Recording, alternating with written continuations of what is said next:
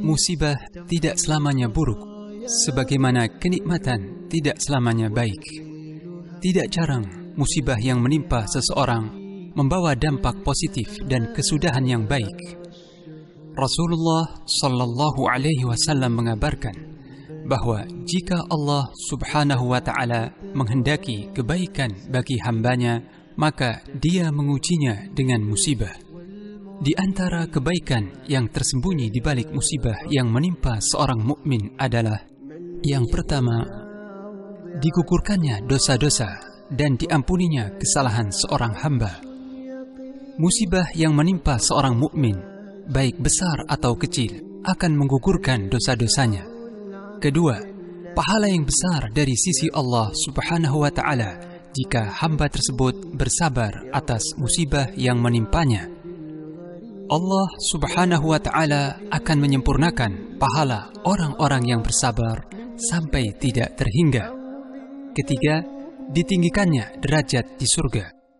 Keempat, terkadang musibah sebagai teguran dari Allah Subhanahu wa Ta'ala terhadap kelalaian hambanya.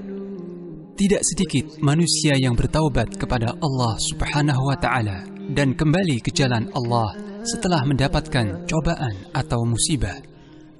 Kelima, seorang yang bersabar dalam menerima musibah, maka ia akan meraih kecintaan Allah Subhanahu wa Ta'ala terhadapnya.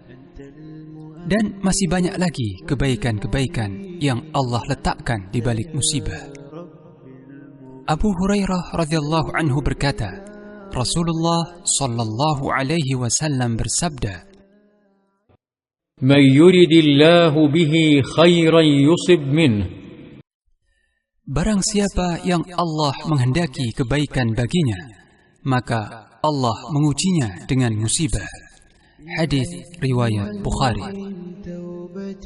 Oleh karena itu, hendaknya setiap muslim bersabar dan mengharap pahala dari sisi Allah Subhanahu wa Ta'ala dengan musibah yang menimpanya.